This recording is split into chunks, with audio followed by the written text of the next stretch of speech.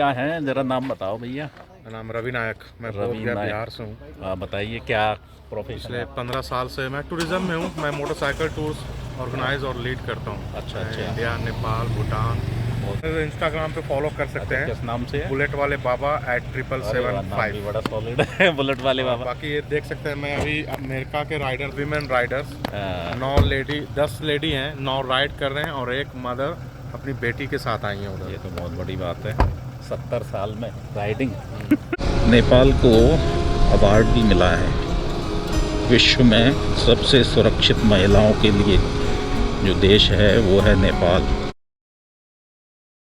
ये सामने बोर्ड लग रहा है भालू पहाड़। एक ऐसी बढ़िया चीज़ यही लगती है नेपाल में।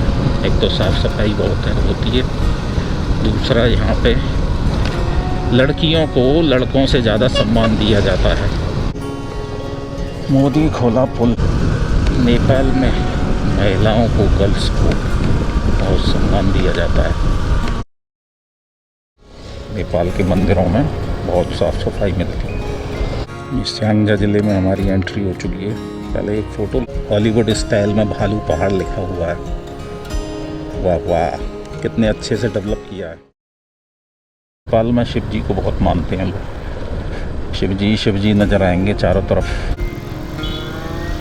पोखरा की तरफ जा रहे हैं बालिंग को पार करके। ये सियांग का पुतली बाजार है। चौराहे पे क्या लगा है? टावर, नेपाल का झंडा। ये है सियांग जिला। लड़कों से ज़्यादा लड़कियों को सम्मान देते हैं नेपाल के लोग। अब 1-2 महीने बाद बारिश शुरू हो जाएगी, फिर पहाड़ों में जगह जगह लैंडस्लाइडिंग खतरा बढ़ जाता है। और जिस गांव, शहर, कस्बे में वहाँ की महिलाएं खुशहाल हैं, वो गांव भी खुशहाल होता है। नेपाल में महिलाएं बहुत ही खुशहाल हैं, उनका बहुत सम्मान किया जाता है और यहाँ क्राइम भी बहुत कम है। Safest country of the world for woman is Nepal.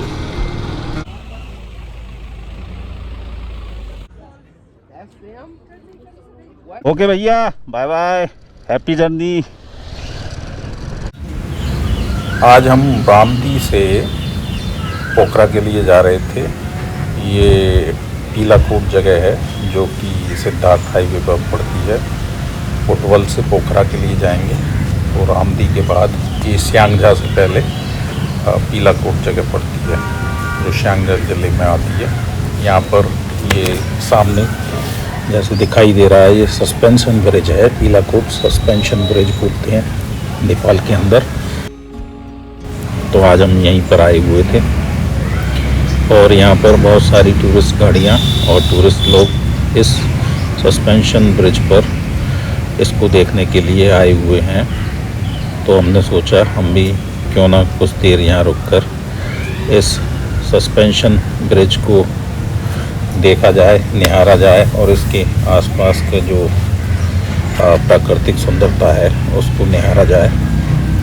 और जैसे ही हम यहाँ पर रुके तो धीरे धीरे यहाँ पर बहुत सारी टूरिस्ट की गाड़ियाँ आने लगी। इनमें से कुछ इंटरनेशनल टूरिस्ट हैं और कुछ लोकल टूरिस्ट भी हैं जो कि यहाँ पर आकर इस सस्पेंशन ब्रिज पर जाकर अपने अपने तरीके से फ़ोटोग्राफ़ी और वीडियोग्राफी कर रहे थे। हालांकि मेरी हिम्मत नहीं हुई इस सस्पेंशन ब्रिज पर आगे जाने के लिए। मैंने दूर से ही एक किनारे पर खड़े होकर सस्पेंशन ब्रिज के नज़ारे का लुत्फ़ लिया कि बहुत सारे टूरिस्ट इस सस्पेंशन ब्रिज के बीच में जाकर फ़ोटोग्राफ़ी और वीडियोग्राफी कर रहे थे और कुछ टूरिस्ट तो ब्रिज के दूसरे छोर तक जाकर वापस आए। लेकिन मैंने वहीं पे ब्रिज के किनारे खड़े होकर वहीं पे इस ब्रिज को निहारा और वहाँ पर मैंने भी कुछ वीडियोग्राफी और फ़ोटोग्राफी भी की। वहाँ पर जितने भी टूरिस्ट आए थे बहुत ही खुश थे इस सस्पेंशन ब्रिज पर जाकर। ब्रिज के दूसरी तरफ बहुत ही ऊंचे ऊंचे पहाड़ थे और नीचे की तरफ एक नदी बह रही थी जो कि इस ब्रिज की सुंदरता में चार चांद लगा रही थी। ब्रिज काफ़ी लंबा था और ऊपर से देखने पर ये एक वैली जैसी दिखाई पड़ रही थी जगह जो है।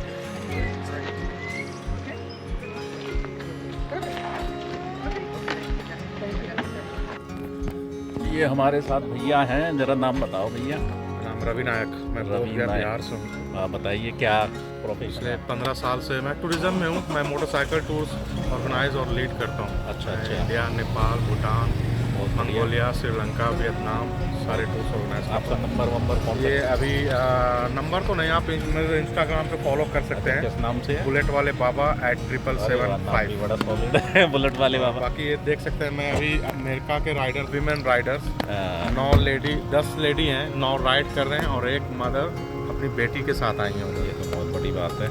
70 साल में राइडिंग। अभी कहाँ जा रहे हैं आप? आज हम लोग तानसेन पाल्पा जा रहे हैं। अच्छा, पाल्पा जा रहे हैं। पाल्पा किधर पड़ता है? इधर पड़ता है ना, इधर। अच्छा अच्छा, वो टूरिस्ट प्लेस है क्या पाल्पा? अच्छा अच्छा अच्छा।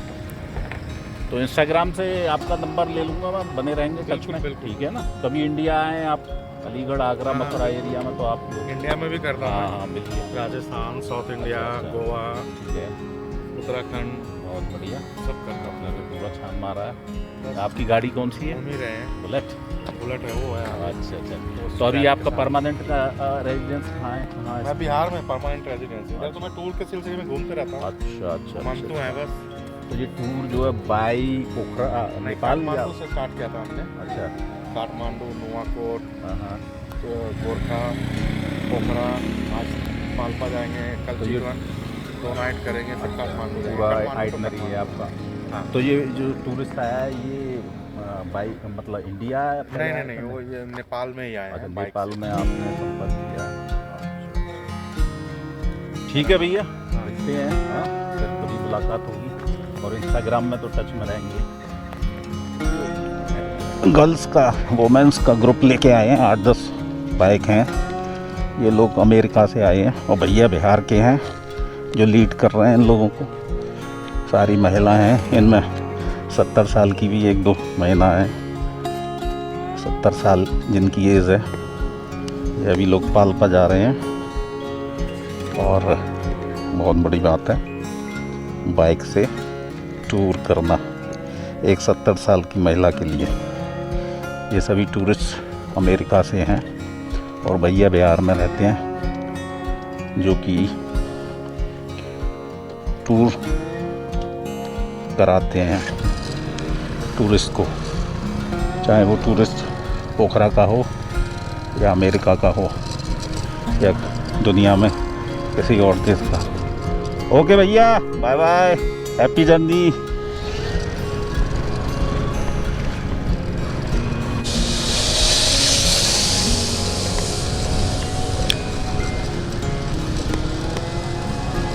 ये यहाँ के लोकल गांव है। ये रास्ते में ब्यूटीफुल गांव पड़ रहे हैं, प्लेसेस हैं, पता नहीं कौन से हैं। हो सकता है मैं घूम के इधर ही आना पड़े। ओहो, कितनी प्यारी तितली थी, बच गई बाइक से। Black colour, black butterfly. लोगों के भी अपने अपने शौक है।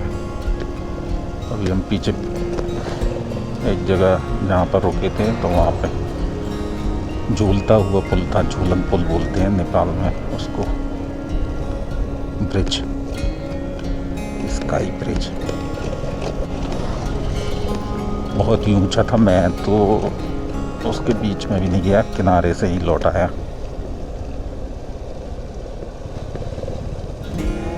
मेरी ब्रिज पर चढ़ने की हिम्मत ही नहीं पड़ रही थी, इसलिए मैं ब्रिज के ऊपर ही नहीं गया, किनारे से ही वापस आ गया। अपना फ़ोटो 2-4 खिंचा के अभी हम पहाड़ से नीचे की तरफ जा रहे हैं। बाइक अपने आप नीचे की ओर जा रही है। यहाँ पे जो है मोड़ बहुत ही तीखे हैं, बहुत सारे मोड़ हैं।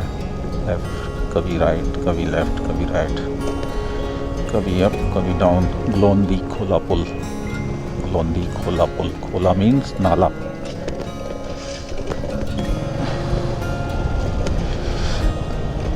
नेपाल में नाले को खोला बोलते हैं। अभी देखते हैं, नेपाल की कल्चर को समझते हैं। और अब हम धीरे धीरे पोखरा की तरफ बढ़ते हुए, अभी 2.5 घंटे दिखा रहा है, जैसे स्पीड से चल रहे हैं पोखरा पहुंचने में। ये लेफ्ट हैंड पे एक नीचे की तरफ नदी है और घर बने हुए हैं।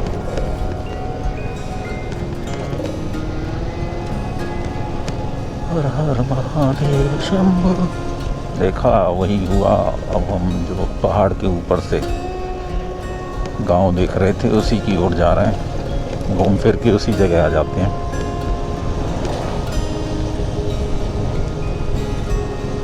ये फिर एक मार्केट आ गया। देखते हैं इस मार्केट का नाम क्या है। वॉलिंग 30 वायटारी, वायटारी जगह है जो वालिंग में आती है। एंट्री कर चुके हैं।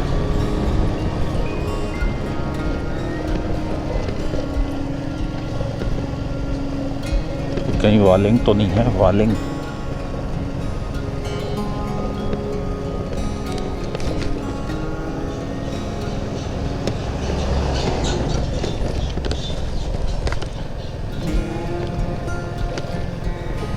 मुझे तो वालिंग ही लगा रहा है।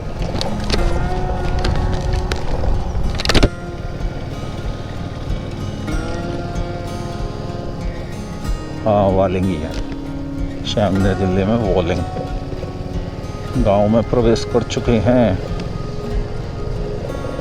यहाँ का मेन टाउन है वालिंग।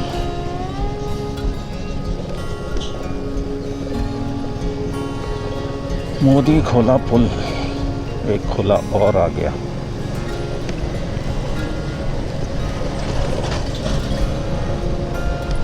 कितने पीसफुल गांव, साफ सुथरे, क्लीन, कलरफुल।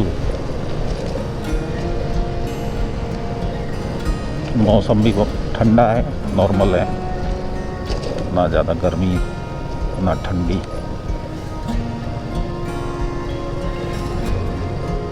वालिंग के शांत लोग, जैसी जगह वैसे ही लोग। नेपाल के लोग बड़े खुशदिल होते हैं, हंसमुख, खुशदिल, परेशानियों में भी मस्त रहने वाले, हार्ड वर्कर।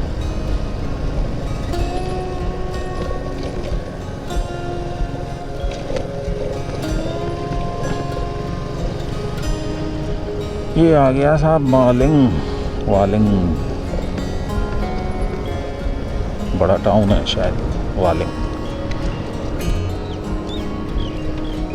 एकदम खचाखच भरा हुआ घरों से।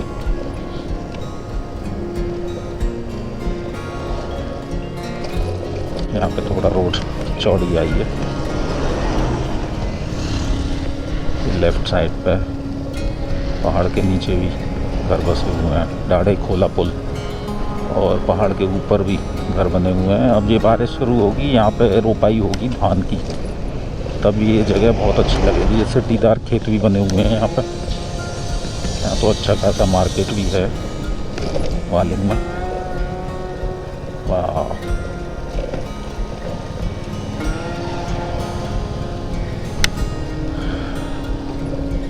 अच्छी जगह है वालिंग भी। यहाँ पे कुछ इंडिया के लोग भी व्यापार करते हैं, बिजनेस है उनका, शॉप वगैरह है। मेरी मुलाकात हुई थी कुछ लोगों से, वो बताते थे मेरी वालिंग में शॉप है।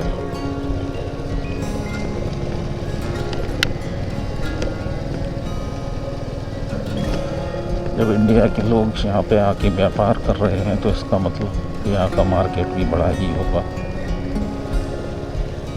अच्छा बसा हुआ शहर है शहर है, टाउन है, टाउन।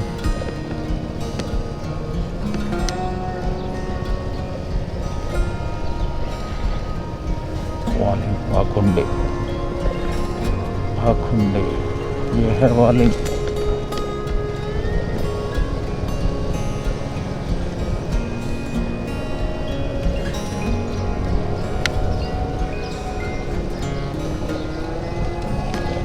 और हम धीरे धीरे पोखरा की ओर बढ़ते हुए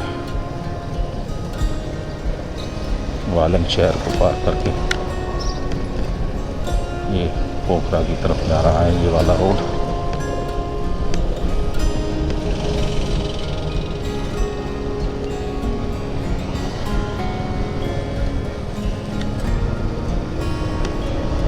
नेपाल के मंदिरों में साफ़ सफाई बहुत मिलती है, साफ़ सफाई का बहुत ध्यान रखा जाता है। मोस्टली नेपाल का जो पहाड़ी क्षेत्र है बहुत साफ़ सफाई पसंद है, हर जगह आपको साफ़ सफाई मिलेगी। जैसा देश वैसा भेष, जैसी जगह वैसे लोग। जब जगह इतनी साफ़ सुथरी है तो लोग भी साफ़ सुथरे हैं, उनके दिमाग, नेचर भी साफ़ सुथरा है। बड़ा शहर है वालिंग, सियांग जिले में पड़ता है। अभी चारों तरफ सामने ऊंचे ऊंचे दोनों साइड बसावट ही बसावट दिखाई दे रही है वालिंग में।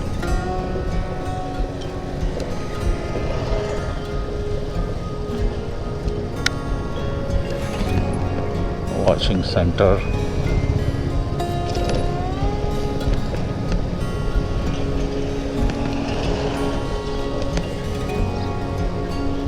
बड़ा टाउन है वालिंग। मार्केट अच्छा है दोनों साइड। ठपरी, fresh house.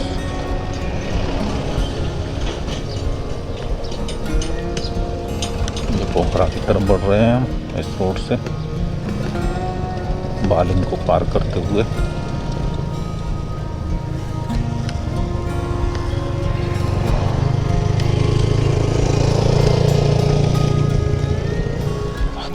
अभी हमारी फिर से पोखरा की यात्रा शुरू हो चुकी है।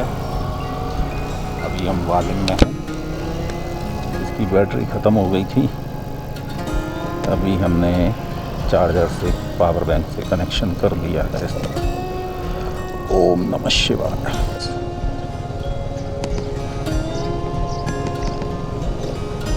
गाय हमारी माता है।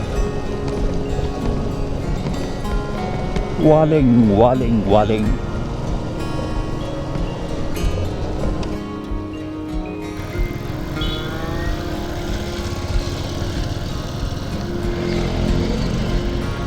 तो अभी हम पोखरा की तरफ जा रहे हैं, वालिंग को पार करके। वालिंग शहर।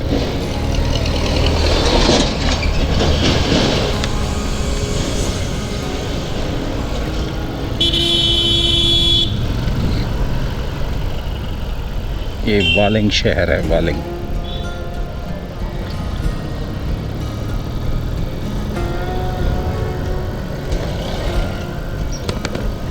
जो कि पोखरा से पहले पड़ता है। अभी पोखरा 2 घंटे का रास्ता है, यहाँ से कम से कम 2 घंटा लग जाएगा।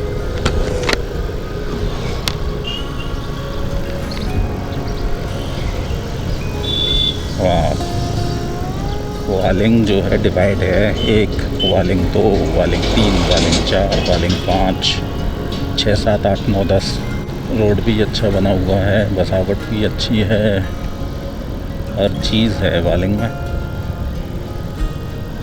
एक साइड ऊंचे ऊंचे पहाड़ हरे भरे, दूसरी साइड डाउन में नदी बह रही है, बीच में चौड़े चौड़े रोड, अच्छा खासा मार्केट, पहाड़ों पर नीचे ऊपर रंग बिरंगे मकान बने हुए। बहुत ही शांत वातावरण है वालिंग का।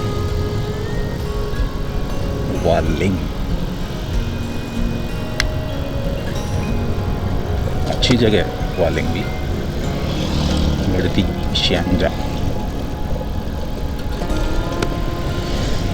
ये इधर बारिश में जो पानी आता होगा ये उसका रास्ता बना हुआ है नदी रूप में। और अभी हम धीरे धीरे वालिंग से बाहर की ओर पोखरा की तरफ जाते हुए। नेपाल में एक चीज़ अच्छा है कि यहाँ पर ट्रैफिक ज़्यादा नहीं है इंडिया की तरह। इंडिया में रोडों पर बहुत ट्रैफिक रहता है, गाड़ियाँ बहुत। उसका कारण भी ये है, नेपाल में गाड़ियाँ कम होने का कारण है कि यहाँ पे टैक्स बहुत हाई हैं, जिससे कि एक नॉर्मल मोटरसाइकिल की कीमत भी बहुत ज़्यादा हो जाती है। हर कोई अफोर्ड नहीं कर पाता है बाइक। और बाइक अगर ख़रीद भी लेता है तो फिर उसके बाद उसको हर साल रोड टैक्स देना पड़ता है। इंडिया में वन टाइम रोड टैक्स होता है, जहाँ हर साल रोड टैक्स देना पड़ता है। जैसे इंडिया में हर साल लाइफ इंश्योरेंस बाइक का जो इंश्योरेंस होता है, व्हीकल इंश्योरेंस, वो देना पड़ता है। उसी तरह यहाँ पे व्हीकल इंश्योरेंस के अलावा रोड टैक्स भी देना पड़ता है हर साल। ऊपर से पेट्रोल भी महंगा। अभी यहाँ से श्यांगजा 24 किलोमीटर दूर है, शायद श्यांगजा भी आएगा। श्यांगजा भी मेरे ख्याल से डिस्ट्रिक्ट होगा या फिर शहर, क्योंकि ये सारा एरिया श्यांगजा में ही आता है। नेपाल भी प्रदेश में बटा हुआ है, जैसे इंडिया स्टेट में बटा हुआ है, ऐसा ही नेपाल भी 5 या 7 प्रदेशों में बटा हुआ है। राम बादशाह, अभी वालिंग ही नहीं ख़त्म हो रहा है, या ख़त्म हो गया, दूसरा टाउन आ गया, राम बादशाह।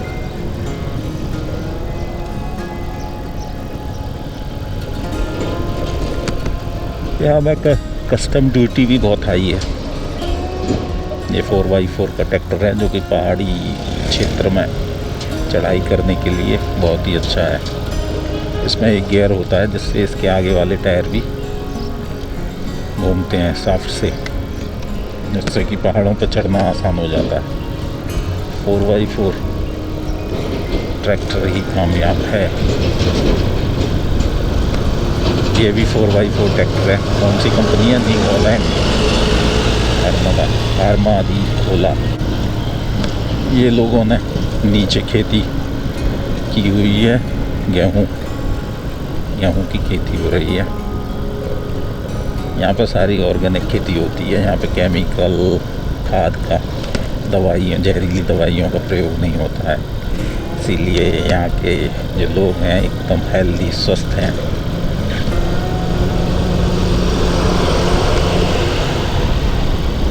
न्यू हॉलैंड का 4x4 ट्रैक्टर अच्छा बताया गया है। इंडिया में न्यू हॉलैंड को बहुत पसंद करते हैं, लेकिन इंडिया में जो है न्यू हॉलैंड 4x4 12-14 लाख का है। यहाँ तो और ज़्यादा महंगा होगा। यहाँ पे तो बाइक रखना, ख़रीदना भी बहुत बड़ी बात होती है। जिसके पास बाइक है वो उसकी अंदाज़ा लगा सकते हो आर्थिक स्थिति ठीक है। अब हम फिर से पहाड़ की ऊपर चढ़ाई कर रहे हैं। लगता है फिर से पहाड़ चढ़ना पड़ेगा। अब श्यांगजा शहर आएगा और धीरे धीरे हमको और नज़दीक जाते हुए पोखरा की तरफ। पोखरा टूरिस्ट कैपिटल है। लास्ट ईयर यहाँ के प्राइम मिनिस्टर ने भी पोखरा को टूरिस्ट कैपिटल डिक्लेयर कर दिया था। ये अभी सिद्धार्थ हाईवे चल रहा है, जो नेपाल और इंडिया दोनों ने मिलकर बनाया। बुटवल टू पोखरा। अभी इसका भी कहीं कहीं चौड़ीकरण का कार्यक्रम चल रहा है, इसको भी चौड़ा किया जाएगा।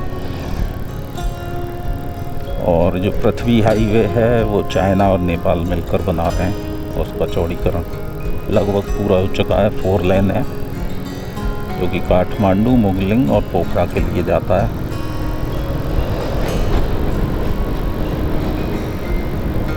अभी ये बीच बीच में बहुत ही प्यारे प्यारे से गांव पड़ रहे हैं नेपाल के।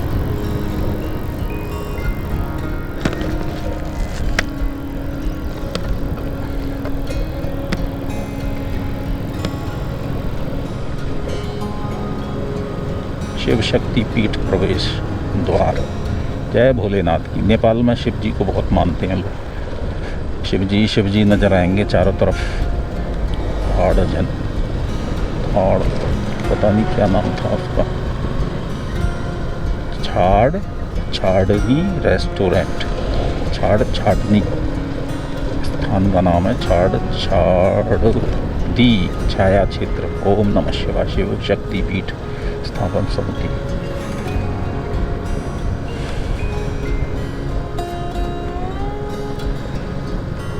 ये पोखरा के नज़दीक के सुंदर गांव। अभी श्यांगझा आएगा। श्यांगझा देखते हैं वालिंग के बाद श्यांगझा कैसा शहर है। यहाँ पहाड़ों की मिट्टी पीली पीली सी है, पीली रेड कलर की। कितने पीसफुल शांत गांव है। ट्रैफिक भी कितना कम है। शांति तो बहुत है पोखरा में, नेपाल के आसपास। पोखरा यहाँ से अभी 55 किलोमीटर है। अभी 1-1.5 घंटा लग जाएगा। 1.5 घंटा तो कम से कम मान के चलो। गाँव आ गया है।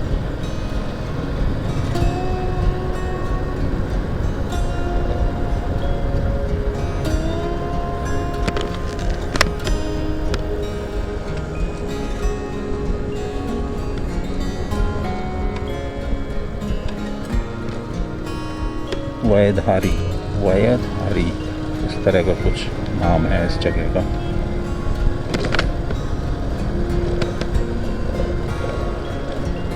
अब तो जैसे जैसे पोखरा की तरफ बढ़ रहे हैं वैसे वैसे बहुत सारे गांव आ रहे हैं, रास्ते में पड़ रहे हैं। उत्तराखंड में मैंने देखा गांव बहुत दूर दूर है रोड पे, लेकिन यहाँ पे बहुत जल्दी जल्दी नज़दीक गांव है और बड़े अच्छी तरह से डेवलप है। जय तुलसा जी माता। लोगों ने अपने घर के आगे तुलसा माता का पौधा लगाया हुआ है। यहाँ के लोग हिंदू धर्म को बहुत अच्छे से फॉलो करते हैं। एक तो मंदिरों में सबसे अच्छी बात है नेपाल की कि मंदिरों में साफ़ सफाई बहुत मिलेगी।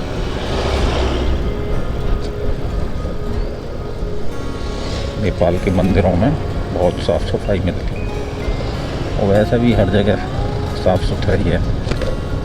नेपाल का पहाड़ का एरिया। खादी खोला पुल। ये क्या आ गया? भीरकोट। ये भीरकोट कोई जगह है। यहाँ पे भी जाम लग गया।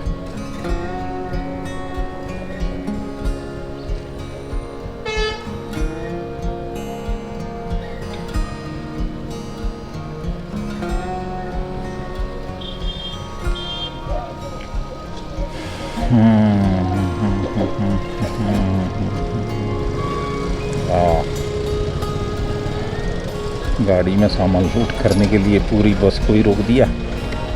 Very nice.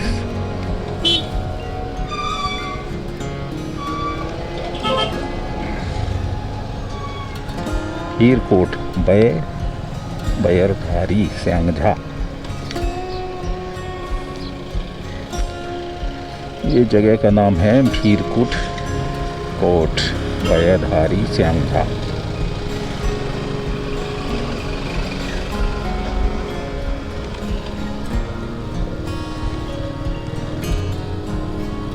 भीरकोट बयरधारी। अच्छा मार्केट है यहाँ पर भी।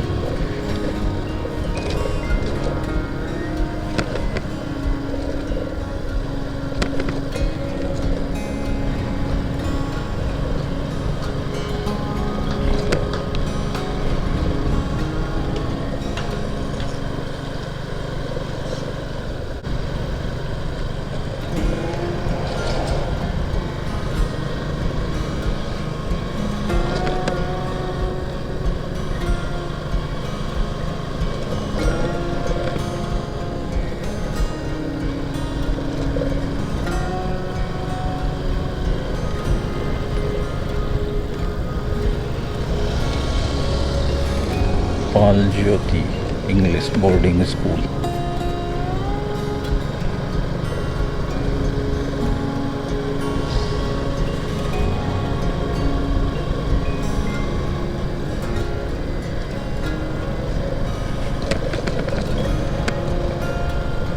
धन्यवाद BPYC।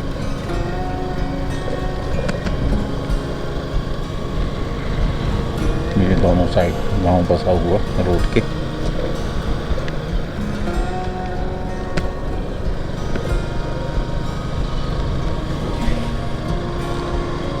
शाब्दी खोला, ग्यावदी खोला।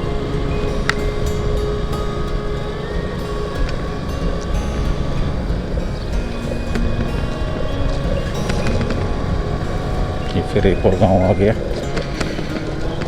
नज़दीक नज़दीक गांव बहुत है। उत्तराखंड में बहुत दूर दूर होते हैं गांव रोड साइड, और बड़े अच्छे डेवलप गांव हैं यहाँ के, हरे भरे, चहल पहल खूब है गांव में, लोग दिखाई दे रहे हैं।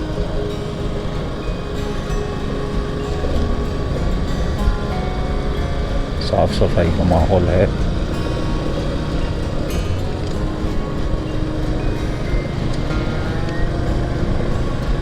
नीचे नदी बह रही है।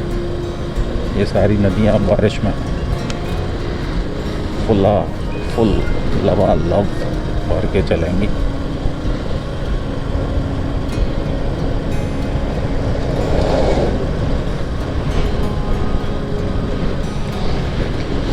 यहाँ पर चौकोर गुंबद होता है मंदिरों का, गुम्बा टाइप।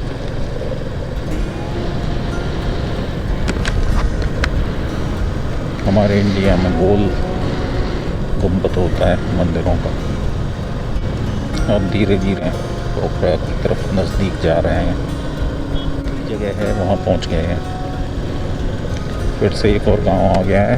नज़दीक नज़दीक बहुत सारे गांव पड़ते हैं इस रोड पर। ये सिद्धार्थ हाईवे है, इसको बोलते हैं सिद्धार्थ, जो कि सुनौली बॉर्डर से बुटवल होते हुए हेलू, अच्छा मार्केट है, बुटवल होते हुए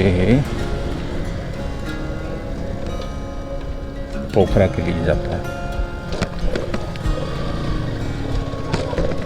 हेलो हेलो।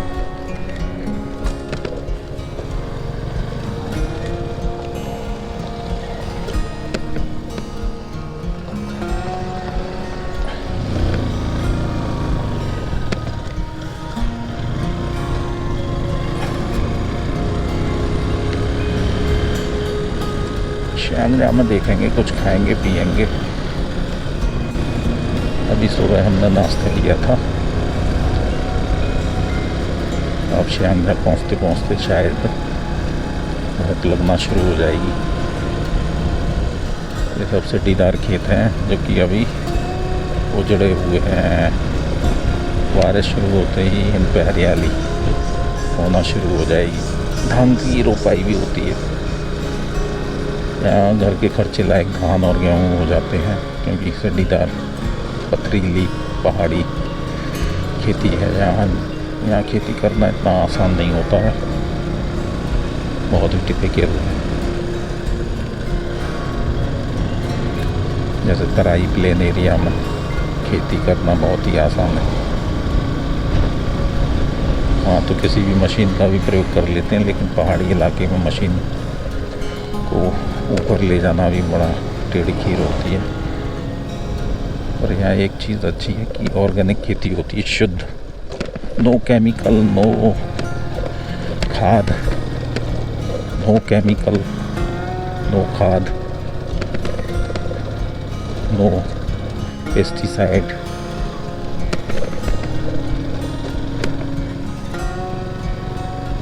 खाना भी शुद्ध होता है। थोड़ा सा उबड़ खाबड़ रोड आ गया,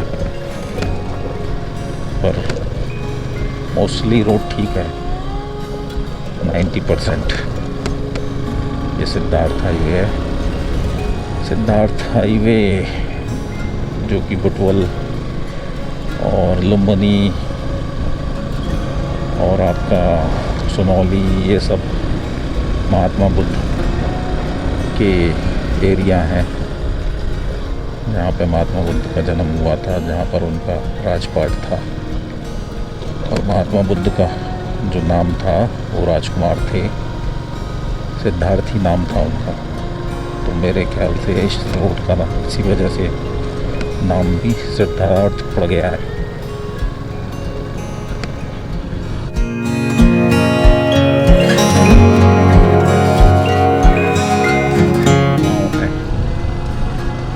अभी अभी एक माया टारी की दीदी थी, उनकी एक शॉप थी रोड पर। वहाँ पर बैठ के हमने सबसे पहले चाय पी, उसके बाद एक भुट्टा खाया, आग में ताज़ी ताज़ी उन्होंने भून कर खिलाया। और उसके साथ हमें वो यहाँ का मसाला दिया, हाथ का बना हुआ, जिसमें लहसुन, लाल मिर्च, नमक और भी कुछ चीज़ें मिली हुई थी। बड़ा टेस्टी लग रहा था, एकदम यूनिक मसाला था। फिर हमने भुट्टा खाने के बाद पपीता खाया उसी मसाले के साथ। रास्ते में कहीं भी इस तरह की छोटी छोटी दुकानें, शॉप, जो लोकल लोग जो होते हैं गांव के, वो खोल लेते हैं रोड के सहारे। ऐसी जगहों पर हम लोगों को रुक के कुछ खाना पीना चाहिए। उससे क्या होता है, इन लोगों को एक तरह से आर्थिक मदद मिलती है, उनका रोज़गार होता है। जब हम आर्थिक मदद करेंगे ऐसे लोगों की, उनके दुकान से कुछ खा पी कर, तो फिर इनको आर्थिक मजबूती मिलती है अपने परिवार की रोजी रोटी चलाने के लिए पैसा मिलता है। बड़े बड़े शोरूम, बड़े बड़े नामी गिरामी रेस्टोरेंट, होटलों में तो सब लोग खाते हैं, पर जो टेस्ट इनके खाने में आता है, इनका खाना एकदम शुद्ध लाजवाब होता है और बड़े ही प्यार से खिलाते हैं ये लोग, तो खाने का टेस्ट दुगना हो जाता है। तो सभी लोगों से मेरी गुजारिश है कि जहाँ कहीं भी घूमने जाएं और रास्ते में कहीं पर भी ये छोटी छोटी दुकानें जो लोकल लोग वहाँ के गाँव के लोग खोल कर बैठते हैं, उनसे ज़रूर कुछ खरीदें या खाएं पिएं, जिससे कि इन लोगों की मदद हो।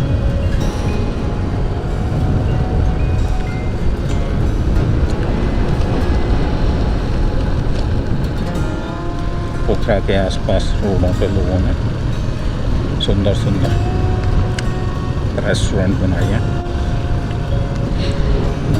यहाँ टूरिस्ट को ध्यान में रखते हुए प्लेसेस को अच्छे तरीके से डेवलप किया गया है, चाहे वो जगह हो, रेस्टोरेंट हो, होटल हो, कोई भी एरिया हो उठने बैठने का, इवन चाय की दुकान हो, चाट पकौड़े की दुकान हो। और साफ़ सफाई का तो विशेष ध्यान दिया जाता है। अभी हमने पीछे एक छोटी सी दुकान पे, जिस दीदी की दुकान पे वो पपीता खाया था, तो बड़े ही साफ तरीके से उन्होंने सर्व किया था, हाथ धो के और पपीते को अच्छे से धो के। और वहाँ बैठने की जगह भी इतनी साफ़ सुथरी थी। नेपाल में मैंने देखा है, खासकर पहाड़ी क्षेत्र में और पोखरा के आसपास के क्षेत्र में, कि साफ़ सफाई पर लोग विशेष ध्यान देते हैं। चाहे छोटी जगह हो, बड़ी हो, उससे कोई फ़र्क नहीं पड़ता है, साफ़ सफाई कॉमन है यहाँ पर। ये बाहर से पानी लाने के लिए स्रोत पाइपलाइन बिछाई जा रही है।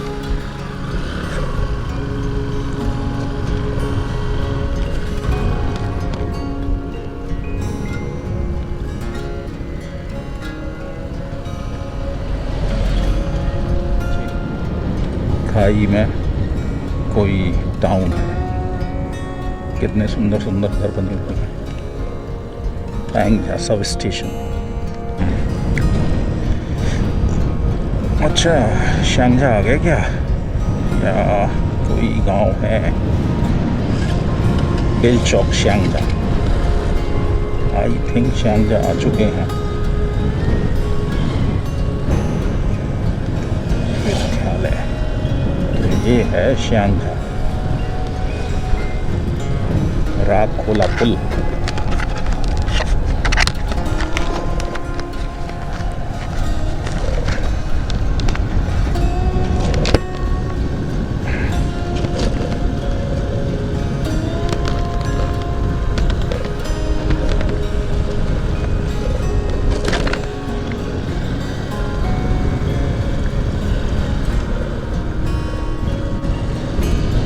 शांगजा नहीं होगा मेरे ख्याल से, शांगजा तो बड़ा सिटी होना चाहिए। इस शांगजा ज़िले में हमारी एंट्री हो चुकी है। पहले एक फ़ोटो ले लेते हैं। ज़िले में हम प्रवेश कर चुके हैं।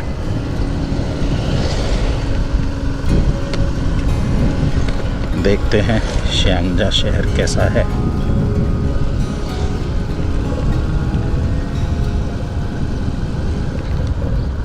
सही चल रहे हैं।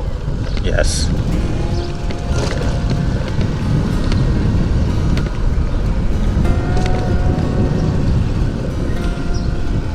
पुतली बाजार, ये शांगजा का पुतली बाजार है। हेलो,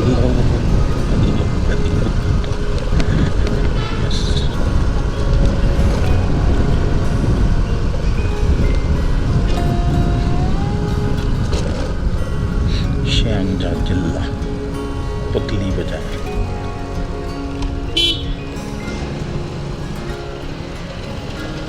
और ट्रैफिक शुरू हो गया है।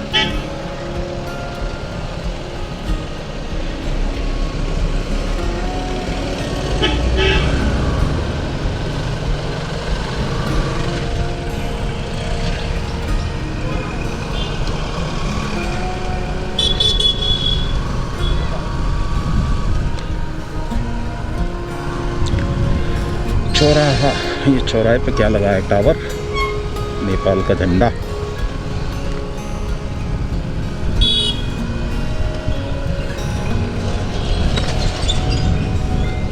ये अब हम शांगजा के बाजार में घुस गए हैं। शांगजा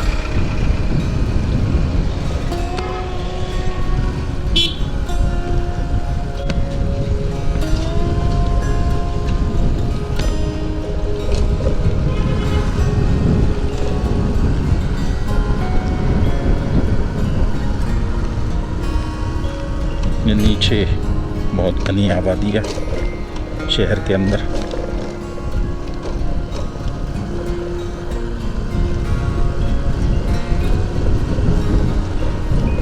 अभी रोड से हम धीरे धीरे नीचे को उतर रहे हैं। ये शांगजा भी शायद पहाड़ी पर बसा है, पर पहाड़ी कम, घर ज़्यादा दिखाई दे रहे हैं।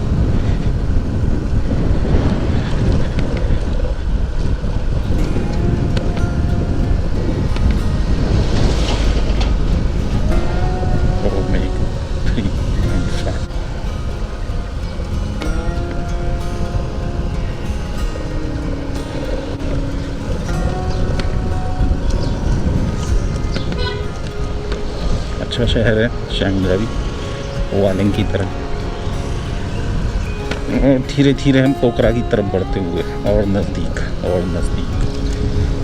पोखरा।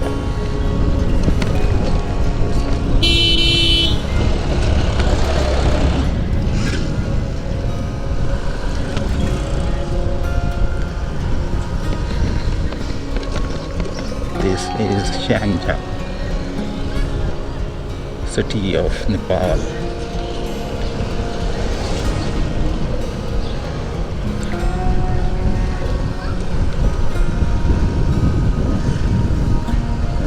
साधु बाबा, जय हो कृष्ण कन्हैया, ओम राधे कृष्णाय नमः। वो सामने पहाड़ी पर एक टेंपल दिखाई दे रहा है, वहाँ पर श्री कृष्ण भगवान की आकृति चित्र बना हुआ है। राधे राधे प्रभु, आपके तो सब जगह दर्शन हो जाते हैं, अब सब कुछ अच्छा होगा। ये है अरौंदी खोला पुल। राधे राधे जपा करो, कृष्ण राम रस पिया करो।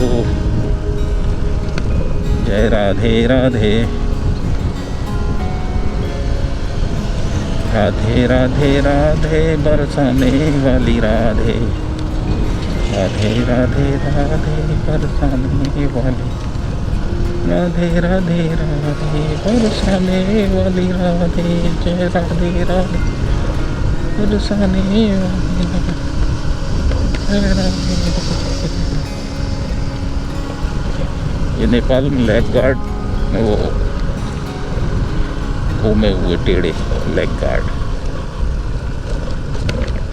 बैंड हुए लेग गार्ड ज़्यादा यूज़ होते हैं उस पर। ये लोग जो है ना, ज़्यादातर मैंने देखा है बाइक पर बैंड वाला लेग गार्ड है, जो पाइप बैंड हुआ होता है उस पर सामान लटका लेते हैं। सामान लटकाने की व्यवस्था हो जाती है। नी वाली राधे, जय राधे राधे राधे वाली राधे,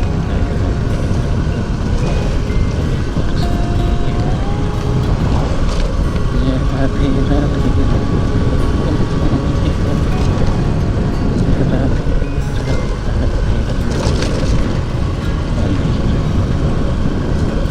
ये है श्यांगजान जिला।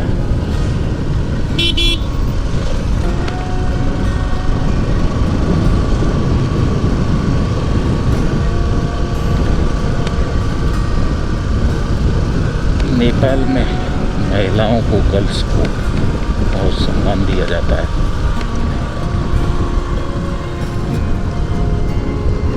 लड़कों से ज़्यादा लड़कियों को सम्मान देते हैं नेपाल के लोग।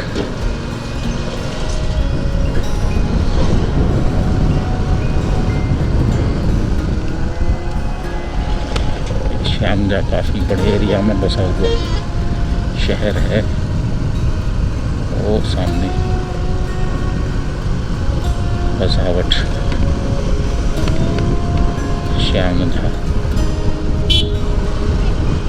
और ये बच्चे बैडमिंटन खेल रहे हैं। आजकल छुट्टियों का मौसम चल रहा है, बाड़ा खोला खुला गया है।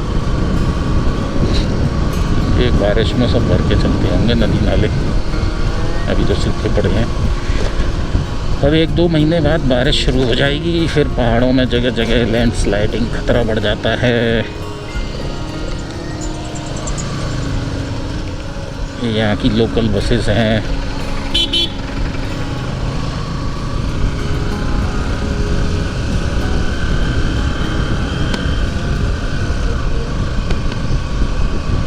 अब धीरे धीरे हम श्यामजा से निकलते हुए पोखरा की तरफ बढ़ रहे हैं।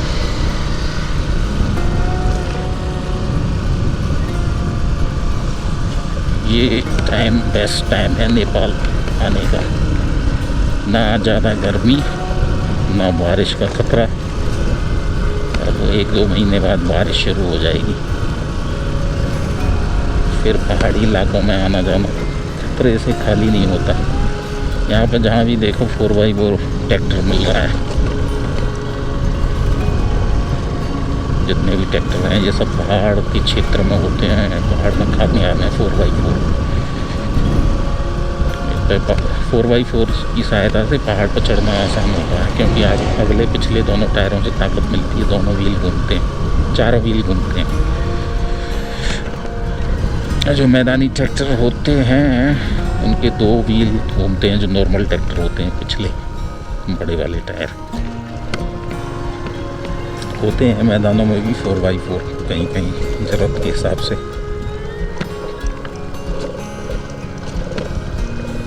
शायद अब हमने श्यामजा भी पार कर दिया है। अब अगला जो स्टॉप होगा मेरे ख्याल से पोखरा ही होगा। गुदी खोला पुल आ चुका है, शयात्री पार्टी पैलेस।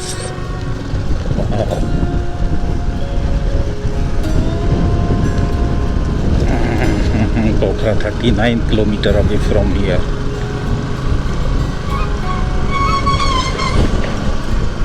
श्री 1008 चंपागिरी संन्यास आश्रम। जय भोलेनाथ की जय। शिव शंभू।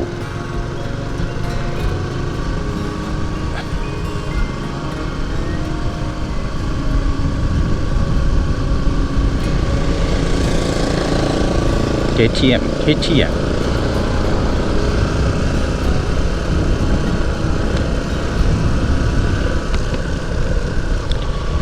आगे KTM है और हमारी 135 सीसी बजाज पल्सर आगे बढ़ते हुए पोखरा की तरफ पहाड़ों पर चढ़ते हुए उतरते हुए टेढ़े मेढ़े मोड़ों को क्रॉस करते हुए धीरे धीरे पोखरा की ओर बढ़ रही है।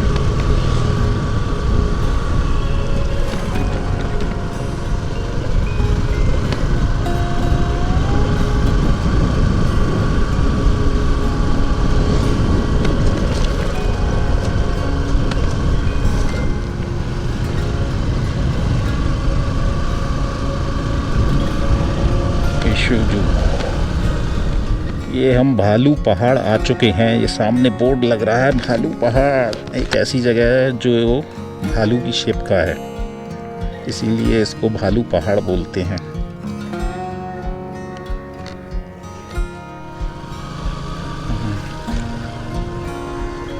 नेपाल का नवग्रह मंदिर। ये भालू पहाड़ कोई पिकनिक स्पॉट है।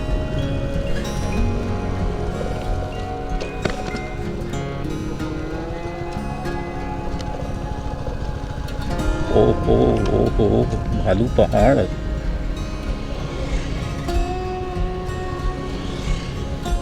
वो सामने हॉलीवुड स्टाइल में भालू पहाड़ लिखा हुआ है।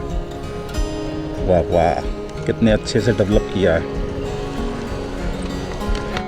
पहाड़ पर भालू की शेप दिखाई पड़ती है इसमें।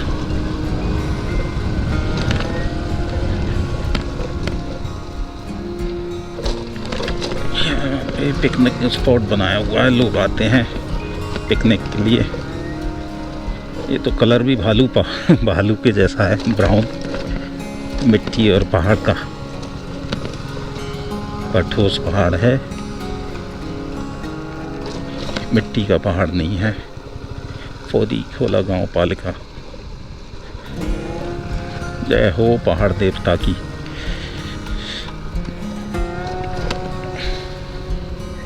वाह, सामने वैली। कितना सुंदर गांव है। नेपाल के गांव ज़्यादातर सुंदर है, साफ सुथरे। जैसी हवा वैसे ही लोग, वैसे ही गांव, वैसा ही खाना पीना। दिमाग भी साफ सुथरे हैं यहाँ के लोगों के। आबो हवा और खान पान का भी प्रभाव दिमाग पे पड़ता है, हमारी हैबिट पे पड़ता है। जैसा खाओगे अन्न वैसा रहेगा मन। भालू पहाड़ रेस्ट्रो।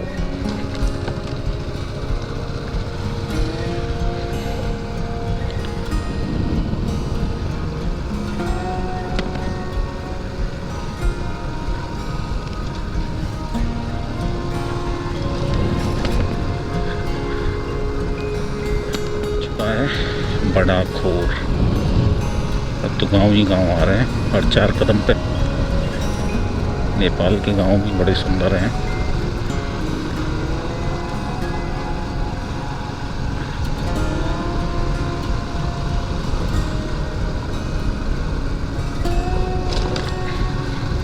नेपाल के सुंदर सुंदर गांव।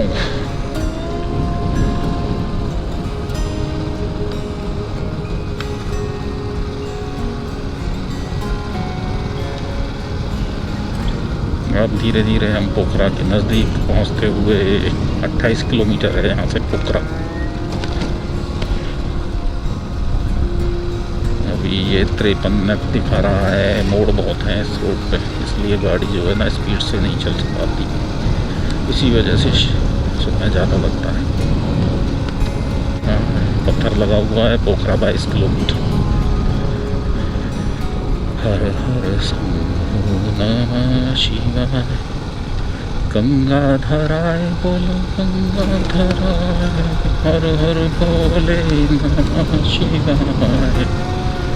ओम नमः शिवाय। ओम नमः शिवाय। हर हर। वाह, कितने प्यारे प्यारे फूल पेड़ पौधे लग रहे हैं। रंग बिरंगे पेड़ पौधे। साफ सफाई देखो, नेपाल पोखरा की गांव की देखते ही बनती है। साफ़ सफाई, नेपाल साफ़ सफाई के मामले में नेपाल का पहाड़ जो है नंबर 1। सबसे बढ़िया चीज़ यही लगती है नेपाल में। एक तो साफ़ सफाई बहुत होती है, दूसरा यहाँ पे लड़कियों को लड़कों से ज़्यादा सम्मान दिया जाता है। और यहाँ पे हिंदू धर्म भी अच्छे से फल फूल रहा है। हिंदू लोग बहुत ही अच्छे तरीके से पूजा पाठ करते हैं, श्रद्धा भाव के साथ।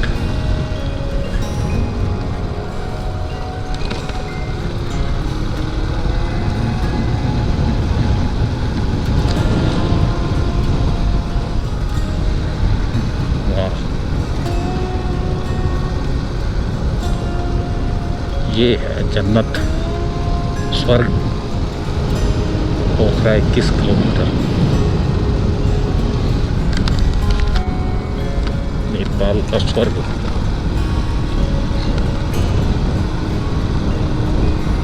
स्वर्ग है तो वो यही है, यही है, यही है। अभी तो आएंगे बहुत सारे सुंदर सुंदर गाँव। अभी तो स्टार्टिंग हुआ है। हरियाली बहुत है यहाँ के पहाड़ों पर।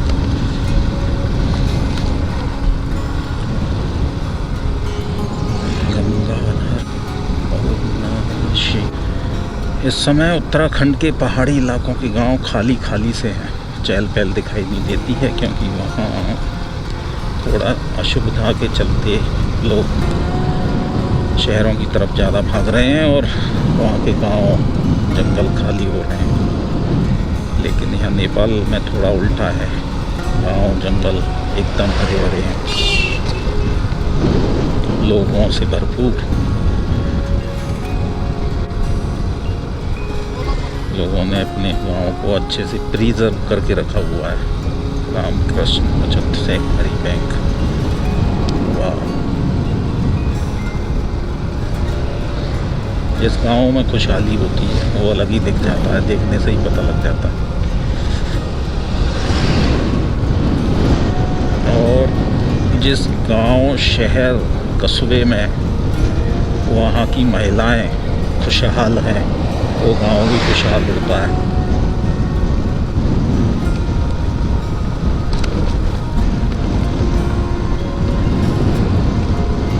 वहाँ की खुशहाली वहाँ के लोगों से, रहन सहन से देखकर ही पता लग जाती है।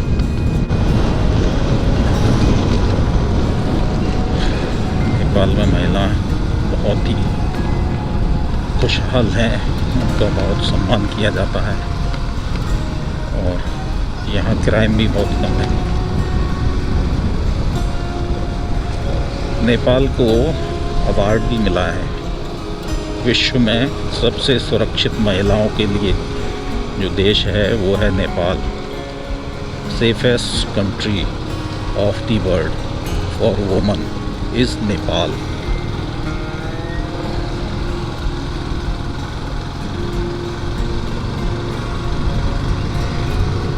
Nepal got award, international award.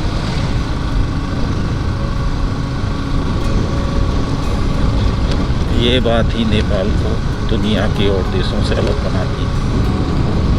यहाँ की महिलाएं भी बहुत सक्षम हैं, स्ट्रॉन्ग हैं, मेहनती हैं, हार्ड वर्किंग हैं।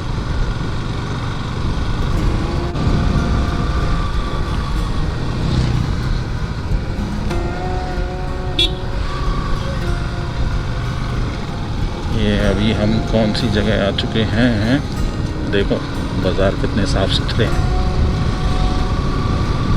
हर जगह साफ़ सफाई।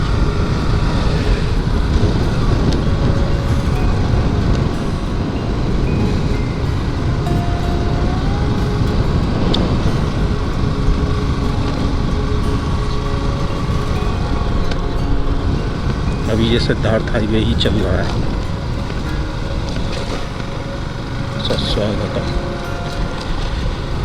मेरी भारत सरकार से गुजारिश है, प्लीज़ जल्दी ही इस हाईवे को, सिद्धार्थ हाईवे को चौड़ा किया जाए नेपाल की गवर्नमेंट के साथ मिलके, जिससे कि इंडिया से पोखरा आने जाने वालों के लिए सुविधा हो सके और समय की बचत हो।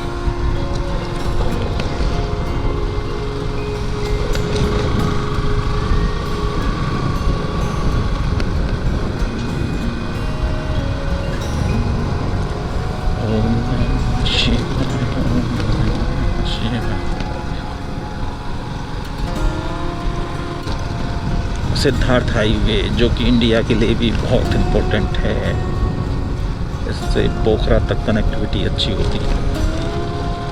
अगर ये रोड चौड़ा कर दिया जाए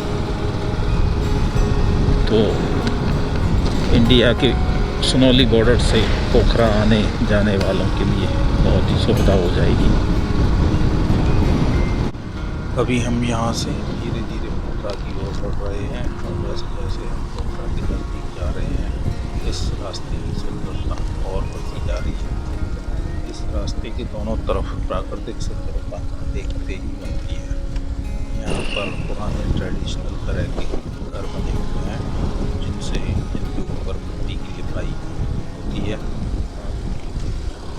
ये अभी हम जिस रोड पर चल रहे हैं, ये सिद्धार्थ हाईवे है, जो कि बीच बीच में कहीं कहीं से सकरा है।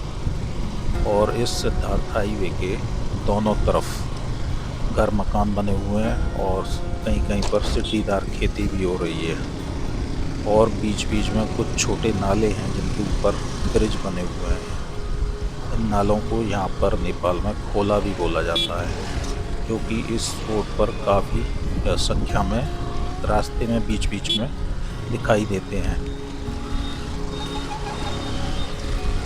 पर इन रास्तों के दोनों तरफ जैसे जैसे हम पोखरा की तरफ बढ़ रहे हैं, दोनों साइड में बहुत ही हरियाली है, पेड़ पौधों से भरपूर ये रास्ते हैं जो कि इसकी सुंदरता को चार चांद लगाते हैं। वैसे ये जो है सिंगल रूट टाइप है, सिद्धार्थ हाईवे है। कायदे में इस हाईवे को थोड़ा और चौड़ा होना चाहिए था। इसमें दो वाहन स्पीड के साथ तेज़ी से नहीं निकल सकते हैं। काफ़ी साथ के और संभाल के वाहनों को क्रॉस किया जाता है, अन्यथा दुर्घटना होने की संभावना रहती है। अभी ये बीच बीच में ये काफ़ी सुंदर सुंदर नेपाल के गांव पड़ रहे हैं। अभी यहाँ पर ये बारिश का सीज़न नहीं है। ये समय जो है यहाँ घूमने फिरने के लिए सबसे अच्छा समय है।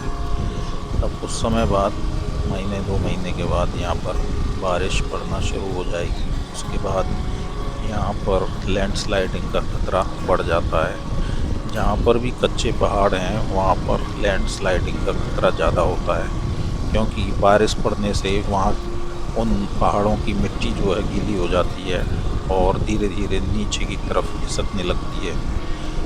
उस मिट्टी में बड़े छोटे बोल्डर पत्थर होते हैं, उनसे ज़्यादा खतरा रहता है।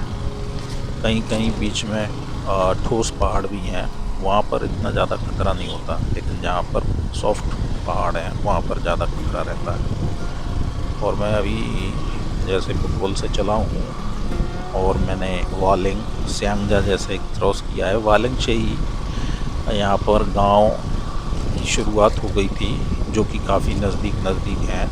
यहाँ के गांव जो हैं और काफ़ी हरे भरे हैं और बहुत ही चहल पहल दिखाई देती है यहाँ के गांव में, और साफ़ सफाई भी चारों ओर दिखाई पड़ती है। और सबसे बढ़िया बात है कि यहाँ पर ट्रैफिक बहुत कम है। वैसे तो ये बहुत ही इम्पोर्टेंट हाईवे है और हाईवे होने के नाते इसकी चौड़ाई थोड़ा ज़्यादा होनी चाहिए, जिससे कि यहाँ पर वाहन आराम से स्मूथली आ जा सकें। इसी वजह से यहाँ पे ट्रैफिक भी कम है। वैसे भी नेपाल के अंदर ट्रैफिक बहुत ही कम दिखाई पड़ता है। जैसे कि मैंने पहले भी कई बार बताया है, पोखरा जाने के लिए 2 हाईवे हैं इंडियंस के लिए, इंडिया से पोखरा जाने के लिए। एक हाईवे यही है सिद्धार्थ हाईवे, जो कि सुनौली बॉर्डर से शुरू होता है सनौली बॉर्डर के नज़दीक इंडिया का गोरखपुर शहर पड़ता है। तो सनौली से ये बटवल होते हुए सीधा वालिंग सियांगजा होते हुए पोखरा के लिए जाता है। और दूसरा रास्ता पृथ्वी हाईवे जो कि सीधा नारायण घाट जाता है। नारायण घाट से फिर मोगलिंग के लिए रास्ता गया है। मोगलिंग जाकर ये रोड दो हिस्सों में बट जाता है, जो कि लेफ़्ट साइड पे पोखरा के लिए जाता है और राइट साइड पे काठमांडू के लिए जाता है। तो मुगलिंग वाला जो रोड है वो चाइना और नेपाल मिलकर बना रहे हैं और वो 4 लेन हाईवे है, जो कि लगभग बनकर कंप्लीट हो चुका है। कहीं कहीं बीच में थोड़ा बहुत 5-10% हिस्सा रह गया है, वो भी मेरे ख्याल से इस साल कंप्लीट हो जाएगा। और ये सिद्धार्थ हाईवे जो है, जो कि काफ़ी समय पहले इंडिया और नेपाल ने मिलकर बनाया था दोनों के सहयोग से, पर इस इम्पोर्टेंट हाईवे की जो चौड़ाई है वो बहुत कम है और यहाँ पर जो है घुमावदार रोड ज़्यादा है, टेढ़े मेढ़े रोड ज़्यादा हैं। इस वजह से जो लॉन्ग रूट की बड़ी गाड़ियाँ हैं वो मोगलिंग वाले रोड को ज़्यादा प्रीफर करती हैं इस सिद्धार्थ हाईवे की अपेक्षा। जबकि ये सिद्धार्थ हाईवे का डिस्टेंस बहुत ही कम है और मुगलिंग वाला हाईवे थोड़ा लंबा पड़ता है, लॉन्ग डिस्टेंस है। फिर भी जो बड़े वाहन हैं वो मुगलिंग से ही ज़्यादा जाना प्रीफर करते हैं काठमांडू और पोखरा के लिए। ओम नमः शिवाय। अभी हम धीरे धीरे पोखरा की तरफ बढ़ रहे हैं और पोखरा और हमारा डिस्टेंस धीरे धीरे कम हो रहा है। और जैसे अब हम ये पहाड़ से नीचे की तरफ उतर रहे हैं और पहाड़ के राइट साइड में बड़े ही सुंदर सुंदर प्यारे प्यारे घर मकान बने हुए हैं। और ये राइट हैंड साइड पे बड़ा पहाड़ है, इस पे बहुत ही पेड़ पौधे और बहुत ही हरियाली है, जो कि इसकी सुंदरता को, इस रास्ते की सुंदरता को और भी ज़्यादा बढ़ा देती है। और यहाँ पे मैंने देखा है ये जो मकान बने हुए हैं राइट साइड पे या इस रोड के सहारे, मकानों के पीछे बहुत गहरी खाई है, लेकिन यहाँ के लोगों को ऐसी जगह पर रहना का आदत पड़ चुका है। ये सामने से सीढ़ीदार खेती है। जब ये बारिश का सीज़न शुरू होगा तो यहाँ पर धान की रोपाई होना शुरू हो जाएगी। फिर ये जो सीढ़ीदार खेत जो अभी खाली खाली से नज़र आ रहे हैं, ये सारे हरे भरे धान की खेती से नज़र आएंगे। उस समय यहाँ का नज़ारा बहुत ही स्वर्ग जैसा दिखाई पड़ता है। चारों तरफ हरियाली ही हरियाली दिखाई देगी, हरी हरी घास। कोई भी रोड का या पहाड़ का ऐसा हिस्सा नहीं होगा जो हरियाली से खाली हो। पर यहाँ के पहाड़ जितने सुंदर दिखते हैं, या जहाँ कहीं भी पहाड़ हैं वो जितने सुंदर हैं, कभी कभी बारिश में वो उतने खतरनाक भी बन जाते हैं। अब हम जो तराई के लोग हैं, हमें तो पहाड़ी, जब भी हम पहाड़ पर आते हैं तो बहुत ही अच्छा लगता है यहाँ आकर। लेकिन जो यहाँ के लोग हैं, जो यहाँ पर जीवन यापन करते हैं, उन्हीं को यहाँ की असलियत पता होता है कि पहाड़ों में कभी कभी कितनी सारी समस्याओं का सामना करना पड़ता है। और यहाँ का लोकल इंसान ही यहाँ की परेशानियों को अच्छी तरह से जानता है। हम शहर के और तराई के लोग, मैदानी क्षेत्र के लोग यहाँ की पहाड़ की जो समस्याएं हैं उनको इतना ज़्यादा नहीं जानते हैं, जबकि पहाड़ में बहुत सारी समस्याएं होती हैं। अब आप रोड पर ही देख लो, यहाँ पर सवारी के साधन, व्हीकल्स कितने कम हैं। अगर किसी आदमी को इमरजेंसी में या बहुत ही जल्दी कहीं जाना आना हो तो वो घंटों यहाँ पर खड़े होकर सवारी या व्हीकल आने का या पब्लिक ट्रांसपोर्ट आने का इंतज़ार करेगा। हाँ, अगर किसी पे अपना पर्सनल प्राइवेट वाहन है उसकी बात अलग है, लेकिन यहाँ पर वाहन भी, गाड़ी या बाइक, कार भी बहुत महंगी हैं, क्योंकि यहाँ पर बहुत ही हैवी टैक्स होते हैं।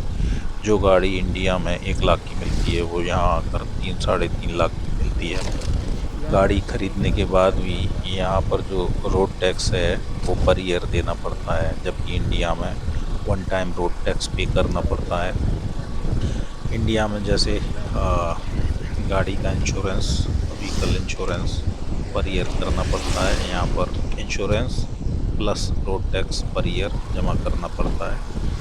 इस वजह से यहाँ पर गाड़ियों की संख्या भी लिमिटेड है, ज़्यादा गाड़ियाँ देखने को दिखाई नहीं पड़ती हैं। लेकिन जो भी गाड़ियाँ हैं, शौकीन लोग तो हर जगह होते हैं। शौकीन लोगों को महंगी गाड़ी या सस्ती गाड़ी होने से कोई फ़र्क नहीं पड़ता है। यहाँ पर भी मैंने देखी है, बहुत हैवी गाड़ियाँ हैं पहाड़ों पर। 200 सीसी से कम कोई गाड़ी नहीं है, ज़्यादातर 200 और 150 सीसी गाड़ियाँ ज़्यादा कामयाब हैं इन पहाड़ी एरियाओं में। जबकि हम जो है इंडिया से यहाँ पर अपनी बजाज पल्सर 135 से पोखरा के लिए आए हैं, और हमारी ये गाड़ी बहुत ही लकी है। इस गाड़ी ने हमें कहीं भी धोखा नहीं दिया अभी तक। अभी हम इंडिया से चले थे बरेली, बरेली से बनबसा, बनबसा से महेंद्र नगर, महेंद्र नगर से अतरिया, अतरिया से चीसा पानी, चीसा पानी से कोहलपुर, कोहलपुर से बुटवल, बुटवल से रामदी, श्यांगजा, वालिंग होते हुए अभी हम धीरे धीरे पोखरा, लगभग पोखरा आने ही वाला है, थोड़ी बहुत देर में पहुंचने वाले हैं। और ये हमारी बजाज पल्सर बहुत ही लकी गाड़ी है, ये हमें पोखरा लेकर जा रही है। और ये बीच बीच में रोड कहीं कहीं ख़राब है, जिसको रिपेयर करने का काम भी चल रहा है। ये अब इतने समय बाद हमें ये पब्लिक ट्रांसपोर्ट, ये बस दिखी है। एक दो इसमें टूरिस्ट बस भी हैं, और ये येलो टैक्सी गाड़ियाँ जाती हुई ये इंडियन गाड़ियाँ लग रही हैं। जो भी येलो गाड़ियाँ भी गई हैं, 2-3 कार जो हैं वाइट कलर। और अब धीरे धीरे हम पोखरा की तरफ बढ़ रहे हैं। और यहाँ पर मैंने देखा है लोगों ने केले के पेड़ भी बहुत लगा रखे हैं गाँव में। यहाँ का पहाड़ी केला भी बड़ा छोटे नस्ल का होता है, बहुत ही छोटा, लेकिन बिना केमिकल के पका हुआ केला बहुत ही शुद्ध और अच्छा होता है। यहाँ का खाने में भी स्वादिष्ट होता है। यहाँ पर मैंने देखा है कि लोग जो है अपने खेतों में केमिकल्स का कम प्रयोग करते हैं, ऑर्गेनिक खेती है।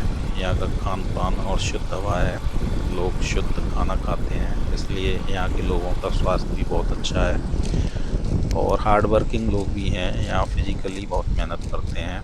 और यहाँ की महिलाएं तो बहुत ही हार्ड वर्किंग हैं, और शुद्ध खान पान की वजह से यहाँ के लोगों के मन मस्तिष्क भी बहुत शुद्ध हैं। और एज का प्रभाव भी, उम्र का प्रभाव भी यहाँ के लोगों पर नहीं पड़ता है, उनके शरीर पर नहीं पड़ता है। 50 और 60 साल के लोगों के बाल भी पूरे होते हैं सर के ऊपर और काले होते हैं। स्किन भी ज़्यादा बुढ़ापा दिखाई नहीं देता है स्किन के ऊपर। और अब ये हम धीरे धीरे पहाड़ से नीचे की तरफ उतर रहे हैं, और नीचे उतरते ही हम जो है पोखरा में एंट्री कर जाएंगे, पोखरा शहर में। अभी रास्ते में हमें यहाँ पर चाय की दुकान दिखाई पड़ी है। अभी हम यहाँ पर चाय पीने के बाद आगे बढ़ेंगे।